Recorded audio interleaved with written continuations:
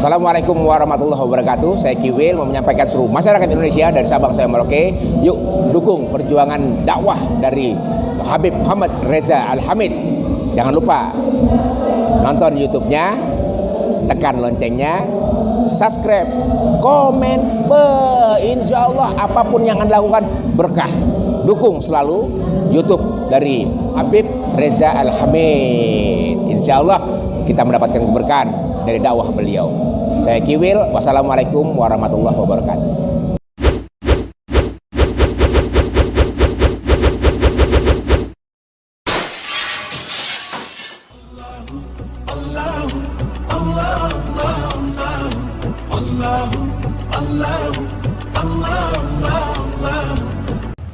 Assalamualaikum warahmatullahi wabarakatuh. Waalaikumsalam warahmatullahi.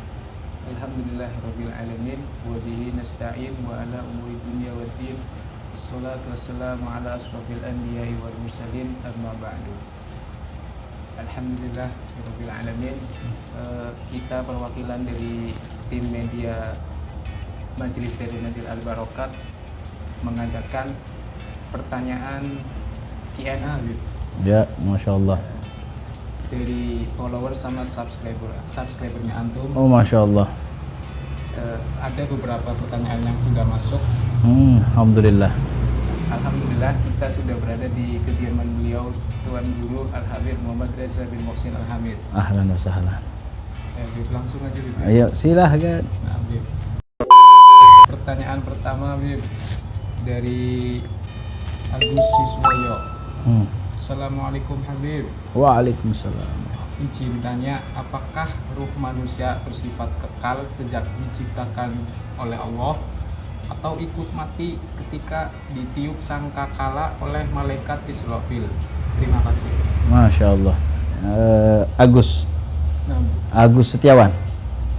Siswoyo. Agus Siswoyo. Masya Allah. Buat akhina Agus Siswoyo. Pertanyaannya kayaknya penasaran tentang ruh nih. Tentang ruh itu ulama menyikapinya dengan terdapat dua pendapat. Ada pendapat yang pertama yang mengatakan ruh itu sifatnya kekal. Yang mati itu tubuh manusia, yang mati itu jasad manusia. Tapi ruh sifatnya kekal. Berlandaskan dari firman Allah Subhanahu wa taala, la tahsabannal qutilu fi sabilillahi amwat bal ahyahum inda rabbihim yurzakun. Dari ayat itu dijelaskan bahwasanya jangan mengira orang-orang yang berada di jalan Allah Subhanahu wa taala itu mati. Mereka itu sungguh hidup di sisi Allah dan diberikan rezeki. Dari dalil itu ulama berpendapat bahwasanya ruh itu sifatnya kekal dan yang mati hanya jasad dan tubuh manusia. Pendapat yang kedua yang hampir mayoritas ulama sepakat bahwasanya memang ruh sifatnya itu kekal tapi mengalami kematian. Ruh itu sifatnya kekal tapi mengalami kematian. Yang sifatnya kekal yang tidak mengalami kematian, sebagian ulama berkata hanyalah Allah, sesuai dengan banyaknya dalil. Di antara dalil Al-Quran, kullu nafsin dha'iqatul maut. Semua yang berjiwa pasti akan mengalami kematian. Ruh itu nafas. Ulama mengatakan ruh itu adalah berjiwa. Maka ruh mengalami kematian. Semua yang bernyawa akan mengalami kematian. Di ayat yang lain, di dalil yang lain, kullu syai'in halikun illa wajha. Semua akan binasa kecuali hanya Allah Subhanahu wa taala. Jadi ada dua pendapat tentang ruh. Ada yang pendapat mengatakan ruh itu kekal, yang mati hanyalah jasad manusia. Ada yang mengatakan enggak, ruh itu mengalami kematian namun akan dihidupkan kembali oleh Allah Subhanahu wa taala. Nah, pendapat yang kedua yang mengatakan ruh itu mati juga berlandaskan malaikat saja mati ketika ditiupkan sangkakala. Nanti ketika ditiup sangkakala itu para malaikat semuanya mati dan akan dihidupkan kembali oleh Allah Subhanahu wa taala. Mudah-mudahan itu bisa dipahami oleh penanya Agus. Barakallah buat Agus. Pertanyaan selanjutnya dari Wais Al-Koroni. Masya Allah namanya, bagus banget.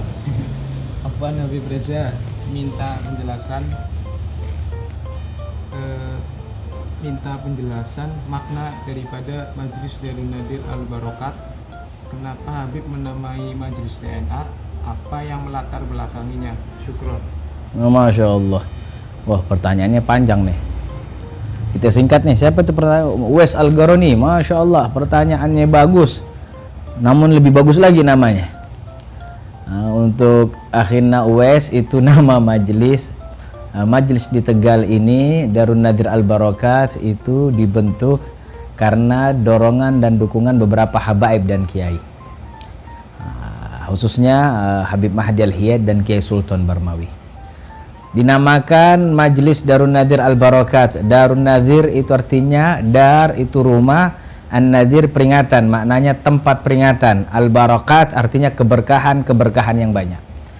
Nah, dinamakan Darun Nadir Al-Barakat itu bukan ana yang kasih nama. Ana pengen majelis punya ada namanya. Nah, itu Darun Nadir ana dapatkan karena ana pengen majelis punya nama, belum ada namanya, hingga terbawa mimpi. Di dalam mimpi ana berjumpa Habib Umar bin Hafid. Lalu ana minta nama sama beliau, nama majelis. Akhirnya beliau kasih nama Darun Nadir. Jadi Darun Nadir ana dapatkan melalui mimpi, berjumpa dengan guru mulia Al Habib Umar bin Hafid. Besok paginya ana bangun, ana syukur kepada Allah dapat nama dari guru mulia. Namun bersamaan itu, apakah pantas memberikan nama ini hanya melalui mimpi saja? Akhirnya ana meminta nama dalam keadaan tidak tertidur lagi, dalam keadaan sadar. Ana telepon Habib Alwi bin Husain Al-Haddad yang ada di Yaman, di Hadramut, di Darul Mustafa waktu itu. Ana minta tolong sama Habib Alwi untuk mintakan nama majelis yang ada di Tegal ini. Nah, Habib Alwi maju ke Habib Umar. Habib Umar kasih nama Al-Barakat. Setelah itu ana senang, alhamdulillah, ana pakai Al-Barakat. Setelah ana mau tempelkan nama Al-Barakat saja, ana kepikiran, masa iya pantas Darun Nadir ini ana hilangkan walaupun lewat mimpi, tapi ngasih nama guru ana. Ana akhirnya memikirkan biar dapat dua-duanya, akhirnya ana gabungkan Darun Nadir Al-Barakat. Darun Nadir ana dapatkan melalui mimpi, Al-Barakat permintaan kepada Habib Umar secara langsung lewat Habib Alwi. Nah, itu kisahnya. Semoga kita para santri-santrinya pun istiqomah ya. Amin, mudah-mudahan istiqomah semuanya, manfaat dunia akhirat. Amin. Pertanyaan selanjutnya, Habib. Apa tuh? Banyak nih. Dari Muhammad Ali Habibi. Oh, Muhammad Ali Habibi. Assalamualaikum Habib. Waalaikumsalam. Bismillah, saya Habibi Tegal Sari mau bertanya tentang apa itu ijazah ilmu. Bagaimana hukum amalan perlu ijazah? Bagaimana kalau membeli ijazah yang bermahar jutaan, Habib? Oh, Masya Allah. Syukron kasiron atas jawabannya. Masya Allah. Ijazah ilmu atau zikir atau amalan adalah sebuah persaksian dan izin. Nah, jadi kalau kita punya ijazah itu kita punya persaksian dan kita punya izin. Nah, adapun mengamalkan ilmu tanpa ijazah boleh-boleh saja, itu pendapat keumuman para ulama, bahwasanya mengamalkan suatu ilmu atau suatu amalan tanpa ijazah secara umumnya boleh. Memang ada pendapat al-Zahiri yang melarang suatu amalan tanpa ijazah. Terus ijazah dimaharin. Nah, setahu ana sih ijazah nggak ada maharnya. Ijazah itu ada dua macam. Ada ijazah memang bita'allum, ada ijazah bitabarruk. Ada ijazah kita dapatkan karena kita belajar. Setelah kita hatam, kita dikasih ijazah. Ada ijazah dengan tabarruk, kita nggak belajar tapi minta barokah dari ijazah tersebut. Selama ini Al-Fakir Reza sendiri ini begitu banyak dapat ijazah dari guru-guru mulia, dari orang-orang saleh, dari para ulama, para wali-wali Allah. Belum ada satupun kami menyaksikan ketika mereka memberikan ijazah pakai mahar. Nah, kalau yang pakai mahar begitu, wallahu a'lam, aneh nggak tahu. Paling bagus yang dimaharin itu rumah sama motor. Masya Allah. Alhamdulillah, Habib. Pertanyaan yang selanjutnya dari Binti Aziz, Habib. Binti Aziz, Masya Allah, salehah insya Allah. Assalamualaikum Habib. Waalaikumsalam warahmah. Izin bertanya, Ya, diizinin. kalau misal kita memasang status pertunangan di sosial media, padahal belum dihitbah, apakah diperbolehkan?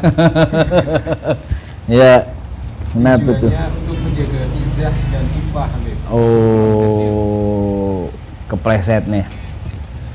Jadi ini binti Aziz, seorang wanita, tujuannya mau menjaga ifah, kesucian. Dia belum bertunangan, di media sosialnya pasang bertunangan. Ya nggak boleh. Kadzib, bohong tuh, dusta di medsos sama dusta di media nyata sama. Hukumnya nggak beda, bohong. Nah, Allah nggak menyukai orang-orang yang berbohong. Kalau memang tujuannya baik, hendaknya dengan cara yang baik. Ingin menjaga kesucian, ini caranya baik. Itu ingin menjaga kesucian tapi bohong, sama aja nyapu kotoran pakai sapu yang kotor. Mau sapu kotoran pakai sapu yang bersih. Nah, niatnya baik, harus caranya baik. Ada orang niatnya baik, saya niat mau kasih makan anak istri saya makanan yang enak, caranya nggak baik. Apa itu? Ayam tetangga diambil. Nah, nggak boleh. Jadi niat yang baik harus diseimbangi dengan cara yang baik. Nah, mudah-mudahan binti Aziz Allah berikan ifah, terhindar dari kebohongan, cepat-cepat bertunangan. Amin. Jadi teringat semuanya antum. Apa itu? Yang 2 tahun yang lalu, perbuatan yang baik yang dilakukan dengan cara baik maka hasilnya akan baik. Itu 2 tahun tuh, perbuatan yang baik, kayak niat yang baik yang dilakukan dengan cara yang baik akan menghasilkan hasil yang baik. Alhamdulillah. Pertanyaan selanjutnya, Habib, dari bule Jawa. Bule? Ya, Wah, bule Jawa. orang Jawa ada bulenya juga nih ternyata nih, Masya Allah.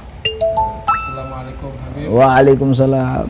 Kerjaan saya ojek online, tapi istri saya tidak boleh saya membawa non muhrim. Oh, bener tuh. Terus? Kalau saya cancel, performa akun Gojek saya turun nanti. La ilaha illallah. Susah dapat orderan. Nah, aduh, Dan berat nih. akhirnya saya memaksakan bawalah perempuan daripada akun saya performanya turun dan saya juga gak dapat duit, Habib. La ilaha illallah. Gimana itu, Habib, tentang permasalahan ini? Nah, ini usulan istri bagus. Ya nggak apa-apa, kerjanya ojek online, jangan bawa yang bukan mahramnya. Kenapa? Takut fitnah sama takut bersentuhan nanti. Kan bersentuhan nggak boleh. Tapi gimana nih, Beb? Performa turun nggak dapat fulus. Waduh, ini harus dikasih solusi. Ya setidaknya ini bukan solusi tepat sih, cuman solusi seadanya. Solusi seadanya karena bergoncengan dengan yang bukan mahramnya takut bawa fitnah, maka fitnahnya dihilangin. Bagaimana caranya? Pakai tuh jaket ojek online-nya. Jadi jaketnya dipakai biar orang tahu, oh ini pekerjaan dia, bukan dia lagi jalan bareng sama yang bukan mahramnya. Yang kedua bagaimana? Kasih pembatas. Nah, kayak di Jakarta tuh, nah lihat ada orang sekarang ojek dikasih pembatas kaca biar nggak kena ini COVID-19. Nah, kasih kaca juga deh, atau kasih sesuatu yang menghalangi adanya sentuhan antara laki-laki dan perempuan. Mungkin itu solusi seadanya. Mudah-mudahan bule Jawa mudah-mudahan sukses pekerjaannya, Allah jadiin orang kaya yang barokah. Pertanyaan selanjutnya, Habib, dari Muhammad Fadoli. Oh, Fadoli. Assalamualaikum, Habib. Waalaikumsalam. Mau nanya, kalau terasa, mohon maaf, buang angin yang sangat kecil sekali, mungkin bayangannya seperti letupan gelembung yang sangat kecil. Kadang terasa keluar dari dalam, tapi sepertinya angin tersebut tidak sampai keluar. Maaf, lubang pembuanganku. Jadi seperti hilang begitu saja. Namun kadang juga kalau dirasakan sepertinya tidak berasal dari dalam.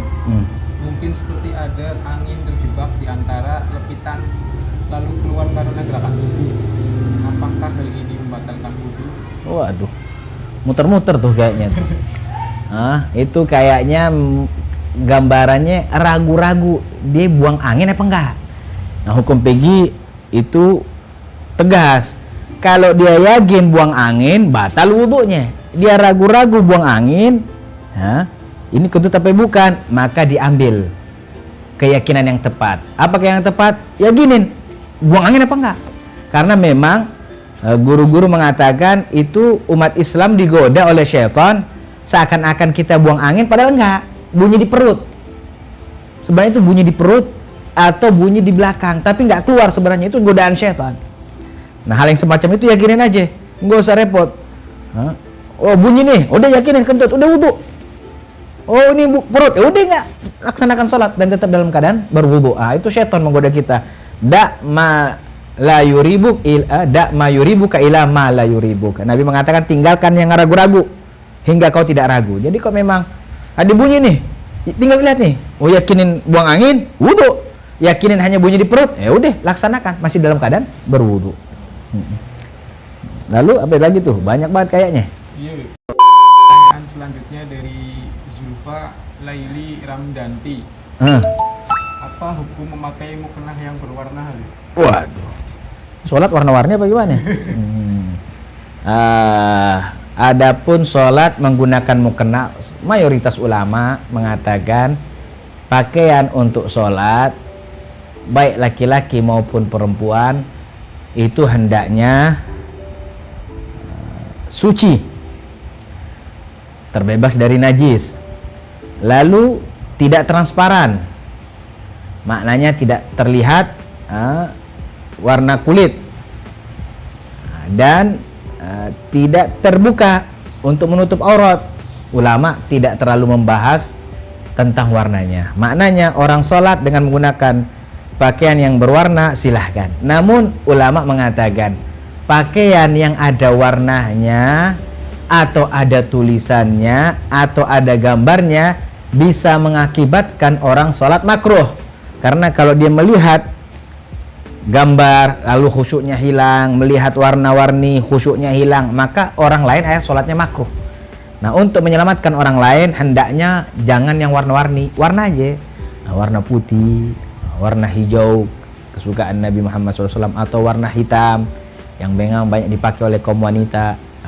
Ana rasa seperti itu. Intinya suci, tidak transparan, tidak terbuka, tidak mengganggu kekhusyuan seorang dalam sholat. Silahkan pakai warna apapun itu. Kalau bisa sih warna yang telah ditentukan oleh Islam, warna putih, warna hijau, atau warna hitam. Dari Abayomi Alfian. Assalamualaikum Habib. Waalaikumsalam. Izin bertanya, bagaimana pandangan Habib mengenai FPI, NU dan Muhammadiyah? Oh, Masya Allah pertanyaannya. Ini sering saya ditanya tentang pertanyaan ini, namun jarang Anda jawab. Karena berharap ketenangan kita dapatkan di tengah umat. Saya berharap semua organisasi Islam yang ada di Indonesia ini Allah jadikan mereka bersatu padu untuk mensukseskan tegaknya syariat Islam. Kalau tentang FPI yang sekarang berubah nama menjadi Front Persaudaraan Islam, yang figur tampilnya Habib Rizik, Masya Allah, ini beliau seorang yang saleh, yang alim. Mudah-mudahan Allah jaga beliau, Allah lindungi beliau, Allah sukseskan. Dahulu beliau ini bergerak di bidang amal ma'ruf dan nahi mungkar. Gerakan beliau luar biasa, mengurangi tingkat kemaksiatan dan kriminal atau pekat penyakit masyarakat di tengah umat dan masyarakat. Saat ini beliau dengan Front Persaudaraan Islam, beliau lebih fokus di dalam pendidikan, lebih fokus di dalam penegakan hukum dan HAM, lalu advokasi hukum. Mudah-mudahan itu perjuangan. Dalam Islam ini luas, banyak yang kita harus perjuangkan. Maka apapun organisasi, langkah gerakan perjuangan mereka, insya Allah kita bantu, doa, dukungan dan lain sebagainya. Dan itulah cara-cara yang berbeda di antara para ulama untuk sampai kepada Allah Subhanahu wa Ta'ala. Adapun Muhammadiyah memang dari dulu sudah kita kenal. Beliau sosok organisasi yang fokus mengayomi pendidikan umat manusia, dan memang terbukti dengan banyaknya sekolah yang dibentuk oleh Muhammadiyah. Masya Allah, mudah-mudahan Allah sukseskan mereka juga. Lalu adapun Nahdlatul Ulama, tentu kita tahu ini sebuah organisasi yang Masya Allah didirikan oleh orang-orang soleh, diantaranya Kiai Hashim Asy'ari, Kiai Wahab Hasbullah, dan masih banyak lagi kalangan para ulama yang memang kita rasakan bahwasanya Nahdlatul Ulama ini adalah benteng Ahlus Sunnah wal Jamaah. mengayomi umat, mempertahankan bagaimana selalu berada di dalam akidah as-sahihah an-najiyah. Nah, mudah-mudahan mereka semua ini berbedanya cara mereka, namun tujuan mereka satu, yaitu sampai kepada nikmat surganya Allah Subhanahu wa taala. Kita doakan dan kita dukung aja dah. Lanjut pertanyaan. Banyak banget ya pertanyaannya. Masya Allah, rame dong. Rame, ada 20 lebih. Masya Allah. Ya udah deh, kita lihat deh. Lanjut. Safa Akbar M. Assalamualaikum Habib. Waalaikumsalam. Izin bertanya. Ya, diizinin. Jika di suatu daerah ada pembangunan masjid, lalu salah satu dari donatur adalah seorang pembisnis minuman keras yang bisa dikatakan sukses bisnisnya. Bagaimana hukum dari uang sumbangan tersebut, Bib? Masya Allah, Syafa peduli sama majelis dia, peduli sama masjid. Mudah-mudahan orang-orang semacam ini banyak. Nah, bangun masjid itu pakai uang yang bersih dong, pakai uang yang halal, thayyibah, mubarakah, biar barokah. Bagaimana nih ada orang niat baik? Ya juga jangan dikucilkan. Ada orang niat baik nih, bisnisnya haram. Nah, uangnya udah masuk, ya juga gunain aja untuk kepentingan umum. Sebagaimana pendapat ulama memperbolehkan menggunakan barang yang tidak jelas kehalalannya atau yang jelas keharamannya, maka gunakan untuk kepentingan umum. Semisal buat lampu penerangan jalan, semisal membuat aspal jalan, semisal membuat kamar mandi untuk umum, digunain. Tapi untuk bangunan masjidnya yang khusus untuk umat Islam, udah biarin yang halal-halal. Nah, yang haram untuk pembangunan umum. Itu kayaknya solusinya. Lanjut pertanyaannya, Habib, dari Mas Gondrong. Assalamualaikum, Habib. Waalaikumsalam. Mau nanya kapan ana zuat? Waduh. Dan iya kalau udah ada pasangan buat zuat, biayanya belum ada. La ilaha illallah. Mohon bantuan jawaban. Nah, ini kayaknya yang cocok jawab bukan gue nih. Ini yang cocok jawab para pengusaha pebisnis umat Islam yang sukses, yang dananya banyak. Beb, apa pertanyaan pertamanya? Kapan ana zuat? Aduh, itu sih tergantung nasib sama takdir dah. Nasib sama takdir. Nasib bisa kita dapatkan, takdir kita bisa dapatkan dengan ikhtiar. Belum zuat, cepet-cepet cari calon. Nah, kalau udah ada salahnya, belum ada dadanya, kerja dong. Kerja yang bagus, yang rapi. Kumpulin dana, dan begitulah memang semua umat Islam mau menikah, kerja dulu cari dana. Beb udah kerja nggak dapat, udah lu nikah aja, nanti setelah nikah Allah kayain. Iya kunu fuqara yughnihumullah min fadli. Kalau memang dia fakir, setelah nikah Allah yang kasih kaya, Allah yang cukupin, insya Allah. Ayo gondrong, jangan malu, yang botak aja pada nikah, masa yang gondrong enggak? Pertanyaan selanjutnya, Bib, dari Al-Bae. Assalamualaikum, Bib. Waalaikumsalam. Nah, mau tanya, Bib, jika ada orang meninggal terus kita bernafas di sampingnya, apakah itu termasuk sikap sombong? La ilaha illallah. Maksudnya gimana tuh? Apakah ada orang meninggal kita bernapas di sampingnya, apakah itu termasuk sifat sombong? Oh, maksudnya dia yang meninggal kan udah nggak bisa napas. Mentang-mentang gue bisa napas, gue napas sampingnya dia, sombong nggak? Ya, ini pertanyaan ini yang cocok jawab bukan Ana nih. Ya nggak sombong, soalnya kalau lu nggak napas di samping jenazah, akhirnya lu juga jadi ikut jenazah. Nafas aja. Allah kasih nikmat bernapas, nafas. Paling bagus sebenarnya di samping jenazah, jangan hanya bernapas, doain, bacain istighfar untuknya. Lu di samping jenazah 10 menit, lu nggak napas 10 menit, lu sampingannya lagi jadi jenazah. Jadi nggak apa-apa, bacain doa, nafas aja, dan itu bukan kesombongan, itu keharusan itu untuk nafas. Baik, Habib. Yuk. Pertanyaan selanjutnya dari Kang Abihar. Assalamualaikum. Ya, Waalaikumsalam. apakah bisa seseorang yang bukan ahlinya dalam urusan berniaga, tapi dia ingin jadi berniaga dengan niat supaya bermanfaat bagi orang banyak, akan tetapi dia sendiri belum punya modal, La ilaha illallah. Bahkan ide usaha atau niaga pun belum mantap. Astagfirullah, ada aja Apa dah. solusinya yang harus dilakukan? Mohon ijazahnya. Aduh, solusinya lu kerjain yang lu ahli. Itu solusinya. Nah, ada orang mau berniaga silahkan, tapi dia bukan ahlinya, pelajari dulu. Karena yang bukan ahlinya dia lakuin bisa hancur. Ada ustadz suruh bangun jembatan roboh, bukan ahlinya, bangun jembatan kasihin arsitek. Ada arsitek suruh ngajar fikih, hancur hukum Islam, bukan ahlinya. Jadi lakuin sesuai dengan ahlinya. Ini bukan ahlinya mau ngelakuin, belajar dulu cara berniaga, belajar dulu. Belum ada modal, la ilaha illallah, cari modal dulu. Nah, kalau bisa laksanakan yang ahli, karena kalau kita ahli insya Allah pelaksanaannya jadi gampang dan nikmat. Pertanyaan selanjutnya Habib Ya. dari Lukman Hakim. Wah, kayak nama swipe an itu, ada Ustaz Lukman Hakim di sini. Assalamualaikum Bib. Semoga Waalaikumsalam. sehat selalu dan Amin. semoga Allah selalu menjaga. Amin.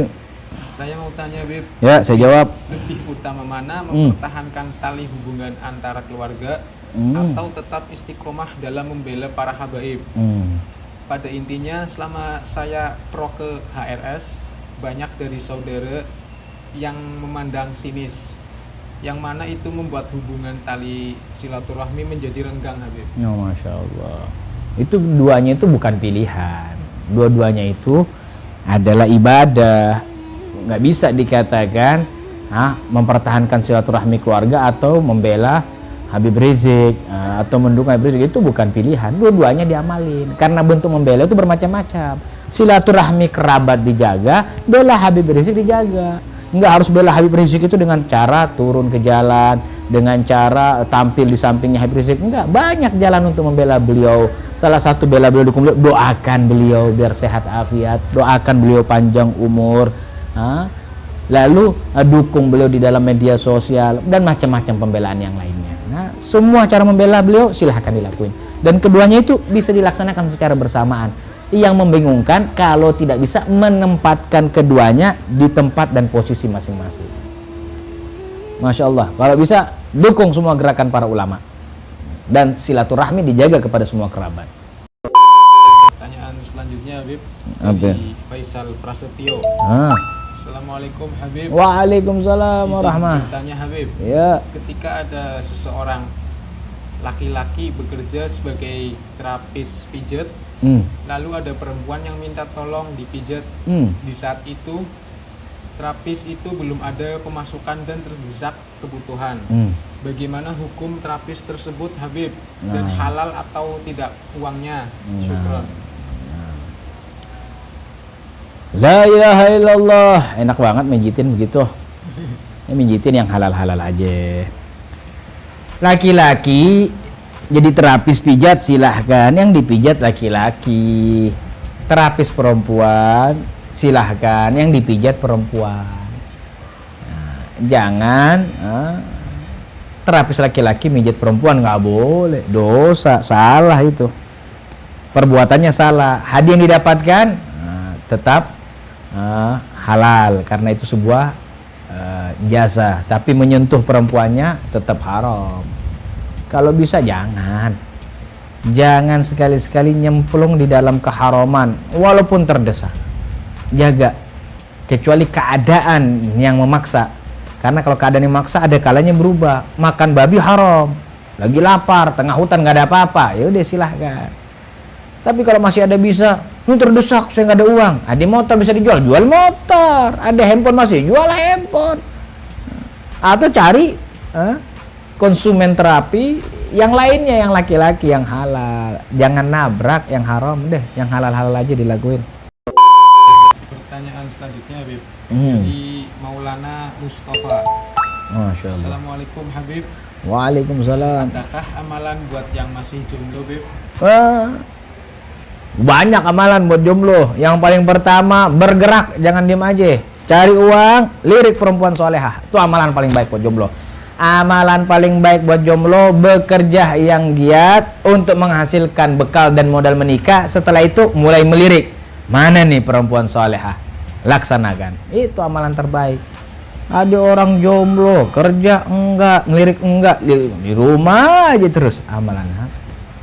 Nah, di antara amalan yang dianjurkan oleh para ulama adalah memperbanyak istighfar. Orang-orang yang memperbanyak istighfar, Allah akan berikan kepadanya kemudahan untuk menikah, kemudahan mendapatkan rezeki, kemudahan memiliki anak. Nah, itu. Dan begitulah jawaban Imam Hasan Al-Basri ketika ditanya. Semoga kita para jomblo bisa mengamalkan. Loh, nih jomblo juga nih. Mudah-mudahan para jomblo pindah status. Amin. Pertanyaan selanjutnya, Habib. Banyak ya. Andi Reynaldi. Masya Allah. Syahrir, Habib. Assalamualaikum, Habib. Mau nanya sama Habib, apa harapan Habibana untuk majelis-majelis yang ada di kota Makassar, khususnya Majelis Al-Mustafa Makassar?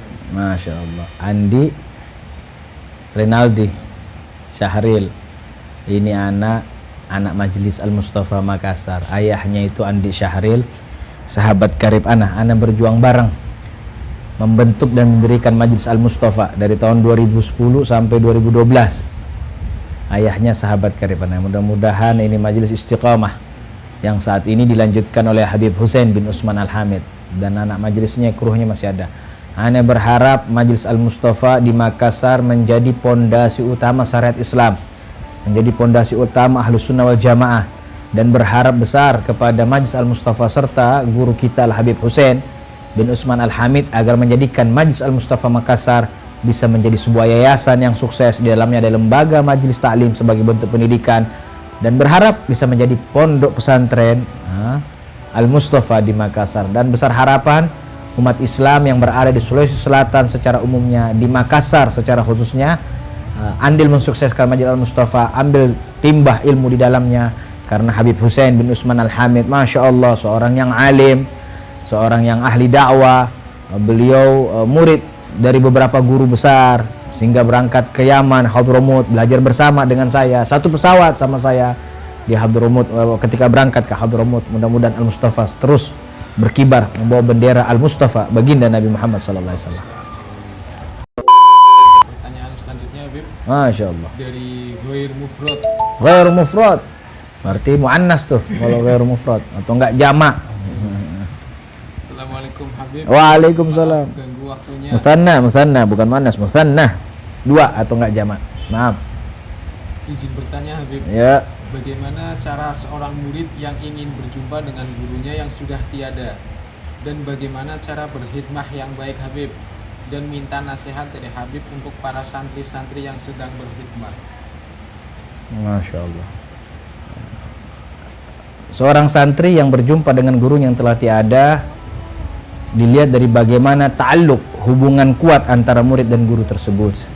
Lalu seringkan mendoakannya, seringkan beristighfar untuknya, seringkan membaca Al-Fatihah untuknya dengan jalan ta'alluq yang gawi, yaitu dengan rasa rindu dan kangen yang luar biasa, diimbangi dengan zikir dan doa yang dihadiahkan kepada gurunya. Insya Allah Allah akan berikan jalan untuk berjumpa dengannya walaupun dalam mimpi.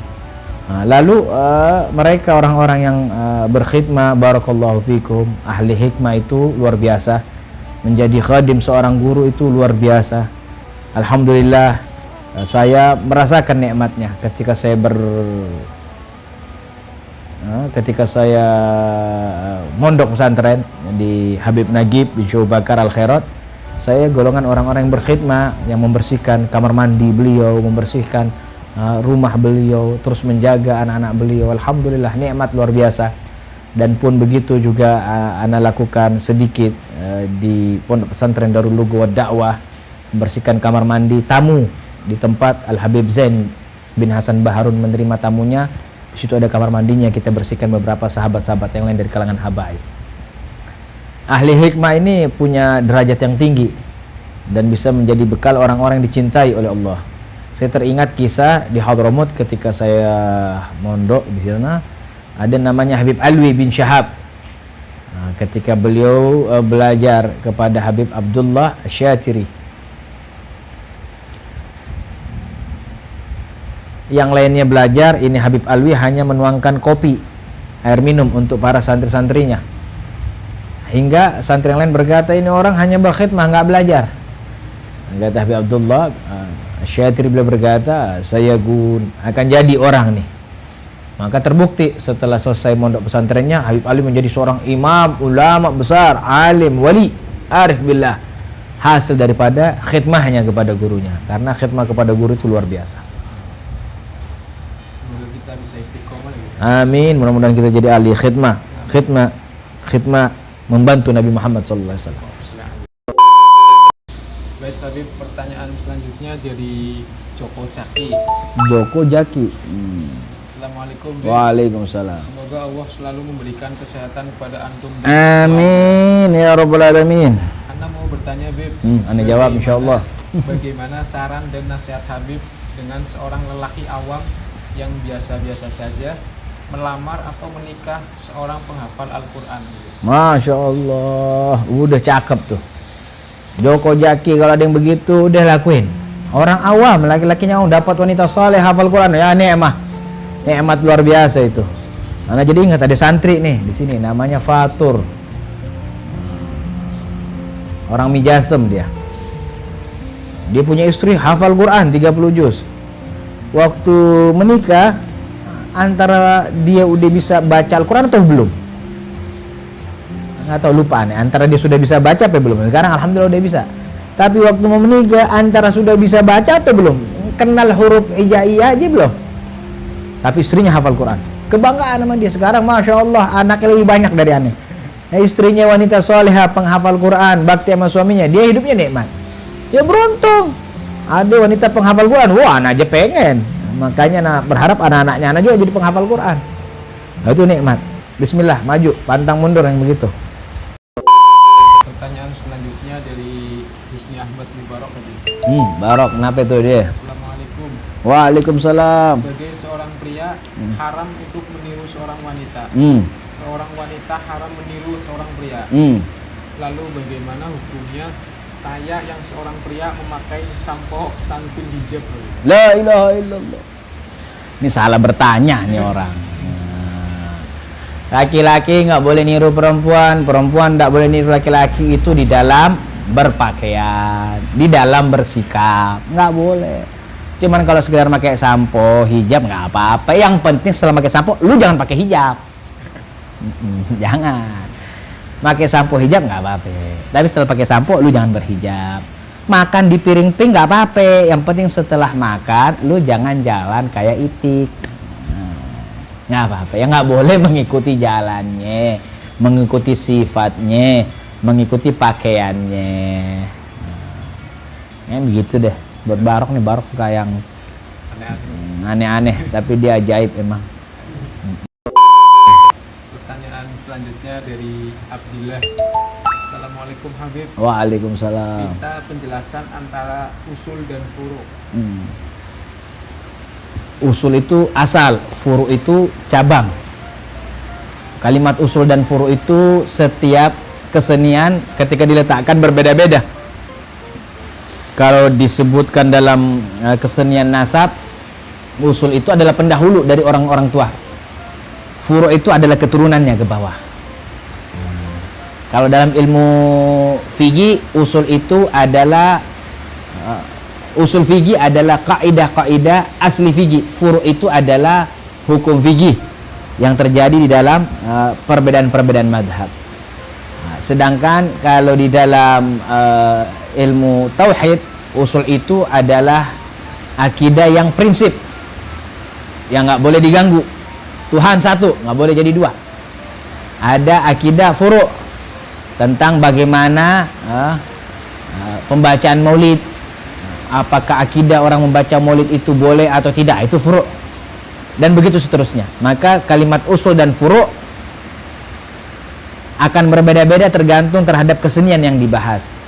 Namun usul terjemahan aslinya adalah asal atau keaslian, furu' terjemahan aslinya adalah cabang atau keturunan. Pertanyaan selanjutnya lagi Habib dari Wahyu. Assalamualaikum Bib. Waalaikumsalam. Semoga Allah selalu meridhoi langkah kita. Amin. Bagaimana caranya kita mengetahui bisikan-bisikan iblis di akal kita? Masya Allah, bagus sekali. Memang begitulah, bisikan yang datang itu banyak.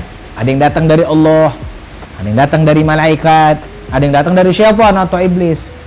Nah, bagaimana sekarang kita tahu kalau itu datangnya dari iblis? Oh, gampang, pengamalan yang berat. Kita tahu itu kapan itu bisikan iblis, kita tahu caranya gampang. Kapan bisikan itu bertolak belakang dengan syariat Allah, udah jelas itu iblis. Yang bisikin itu iblis. Kita dibisikin perkara haram, oh iblis, udah jelas. Kita dibisikin perkara maksiat, udah jelas dari iblis. Kita dibisikin perkara dosa, udah jelas dari iblis. Karena kalau datangnya dari Allah atau dari malaikat, pasti bisikannya yang indah. Ilham yang datang dari Allah jadi ilham untuk melakukan perbuatan-perbuatan yang baik. Jadi caranya, kunciannya satu. Kapan bertolak belakang, bertabrakan dengan hukum syariat, maka itu datangnya dari syaitan atau iblis. Pertanyaan terakhir Habib. Alhamdulillah, akhirnya terakhir juga deh. Dari tadi nggak selesai-selesai, Masya Allah. Ini kayak gini berlanjut lagi ya nih? Berlanjut lagi. Part 2. Pertanyaan terakhir dari Hanifah Muzaki. Assalamualaikum. Waalaikumsalam. Saya mau tanya Bib, apa benar kalau amal dan dosa kita imbang, apakah ada extra time? Wah, dikira main bola gitu. Nggak ada extra time. Jangankan imbang, nggak imbang aja nggak ada urusan. Apalagi imbang. Nah, amal ibadah idza jaa ajaluhum la yuakhiruna sa'a wa la yastaqdimun. Kalau udah datang ajal, nggak ada. Mau amalnya bagus, mau amalnya buruk, mau amalnya seimbang, udah datang, udah selesai. Israel udah datang, stop, kontrak selesai. Wah, imbang nih antara perbuatan baik sama perbuatan dosanya. Ada strike time nggak nih? Biar ketahuan pahalanya banyak apa dosa yang banyak? Nggak ada. Nanti masalah itu semuanya urusan di akhirat. Dan sungguh merugi orang yang amal ibadahnya imbang, padahal nikmat Allah lebih besar. Ini waktunya kita untuk beramal, jadiin pahala kita lebih tinggi. Walaupun syaitan dan nafsu suka menggoda kita. Alhamdulillah deh. Banyak ya yang nanya. Masya Allah. Deh gitu deh. Masya Allah. Penutupan. Ya, terima kasih banyak yang sudah memberikan pertanyaan-pertanyaannya. Ada yang pertanyaannya membuat saya kagum, ada juga membuat saya kaget. Semisal Barok, dia nanya masalah sampo hijab. Ya, pertanyaan semacam ini memang dibutuhkan oleh umat. Mudah-mudahan bertanyalah kepada siapapun ulamanya, kepada siapapun gurunya, karena pertanyaan kalian adalah bukti kalian berharap hidup bahagia dunia akhirat. Mudah-mudahan sukses kru IT Media Majelis Darun Najat Al Barokat yang selalu memberikan ide. Saya mah khodim, ngikutin apa kata mereka. Ini ada usulan Bib, bismillah. Bagus, bismillah. Nah, mereka selalu menjadi jembatan, mata rantai suksesnya dakwah Majelis Darun Najat Al Barokat dan suksesnya dakwah Reza Al-Hamid. Minta dukungan dan doa dari semuanya menyaksikan ini. Nah, saya tunggu pertanyaan-pertanyaannya yang membingungkan, yang susah nggak apa-apa. Saya jadiin PR. Terus saya buka kitab, kita tanya, kita cari tahu. Yang buat kaget, buat senyum, buat ketawa, silahkan. Yang buat nangis jangan dulu dah. Yang buat senyum bahagia aja. Terima kasih semuanya. Assalamualaikum warahmatullahi wabarakatuh. Waalaikumsalam.